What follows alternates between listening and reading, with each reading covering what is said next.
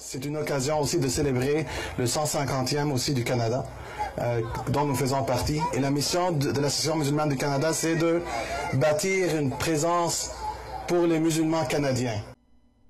Décidément, l'année 2017 est pleine de surprises pour les Québécois. Les Québécois découvrent qu'ils possèdent des esclaves noirs pour pousser leur char allégorique de leur fête nationale. Et que le parc Safari a reçu du fédéral canadien une nouvelle espèce culturelle exotique. Juste à temps pour la fête nationale du Canada. Un enclos spécial a été aménagé afin que les Québécois puissent admirer cette créature stupéfiante dont le chant ressemble étrangement à l'hymne national du Canada. Malheureusement, il fut impossible de leur faire chanter celui du Québec. Et devant une vidéo d'un défilé de la Saint-Jean, la créature montrait de l'agressivité. Il est interdit de la nourrir d'autre chose que son aliment naturel, le halal, qui doit être importé de très loin. Les visiteurs ont pu entendre aussi le cri impressionnant du mâle dominant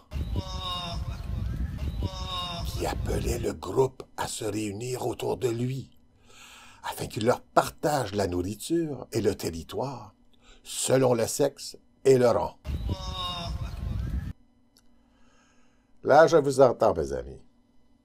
Ben voyons, Gord George, en comparant ce groupe islamiste à une espèce animale, tu donnes raison à la presse, qui nous traite de racistes. Là, tu exagères, tu vas trop loin. En fait, j'exagère à peine. Et je vais vous le démontrer, mes amis.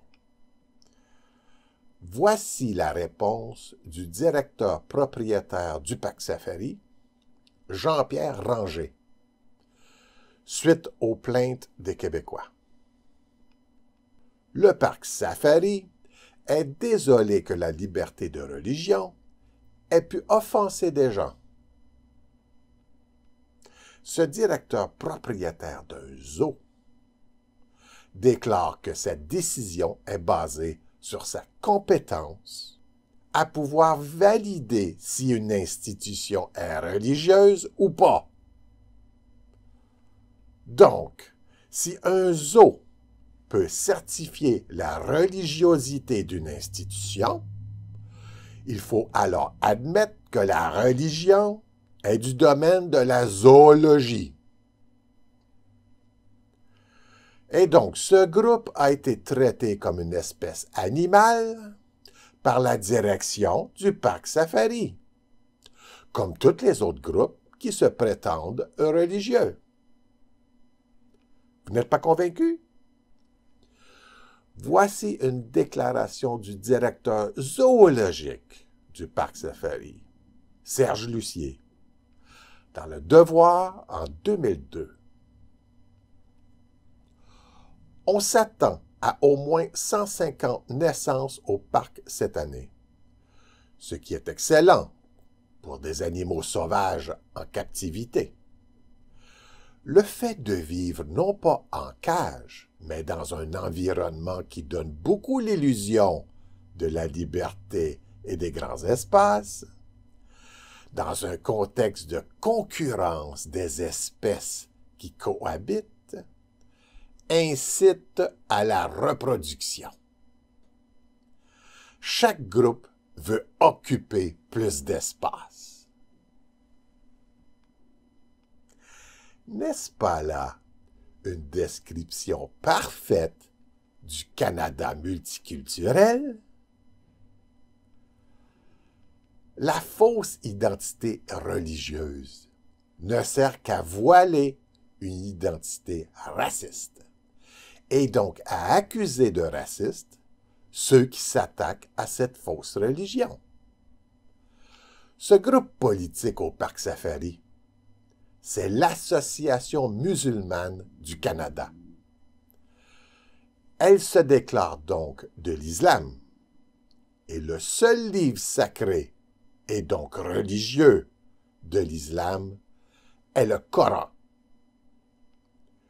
Tous les autres sont des ouvrages philosophiques, politiques et juridiques basés sur des interprétations du Coran.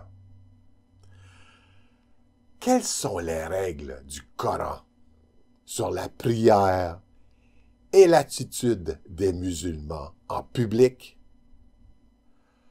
Invoquez votre Seigneur en toute humilité et recueillement, et avec discrétion. Certes, le Seigneur n'aime pas les transgresseurs. Discrétion.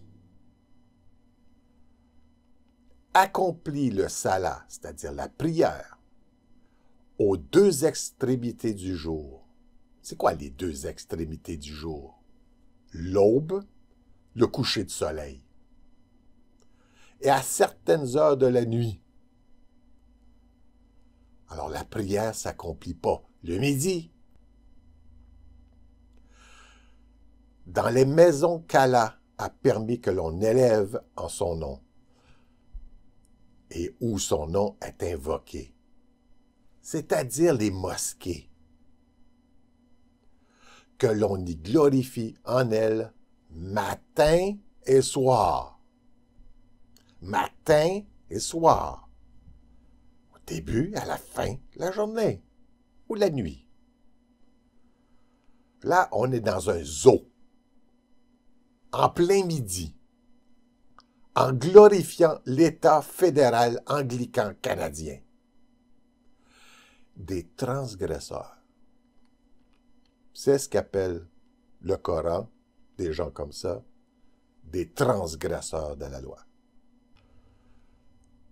Lève-toi pour prier toute la nuit, excepté une partie, sa moitié ou un peu moins ou un peu plus, et récite le Coran lentement et clairement.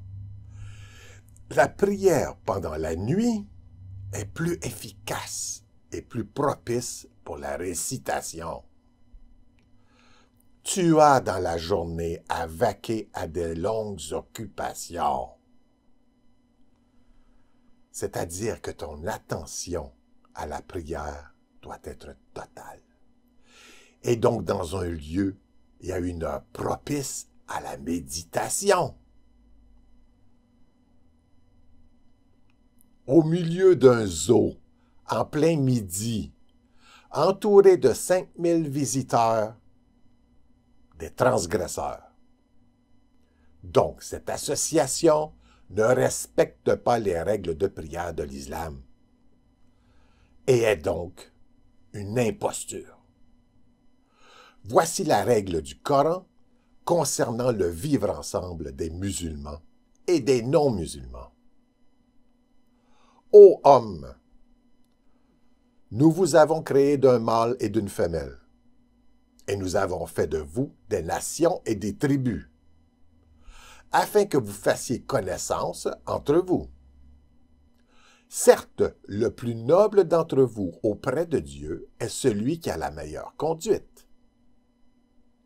Certes, Dieu est omniscient et très bien informé.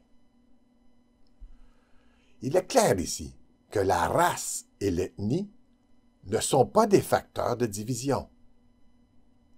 Nous avons fait de vous des nations et des tribus. Le seul facteur de division est la religion, c'est-à-dire les règles religieuses. Certes, le plus noble d'entre vous auprès de Dieu est celui qui a la meilleure conduite. Or, ce sont précisément les règles religieuses du Coran que cette association ne respecte pas. Et c'est la race et l'ethnie qu'elle évoque pour s'en défendre en accusant de racistes ceux qui voient leur hypocrisie et leur imposture. L'Association musulmane du Canada n'est donc qu'une organisation politique sous couvert de religion, qui sert en fait à provoquer la division sociale chez les Québécois, pour le compte du gouvernement fédéral qui le finance grassement en échange de votes.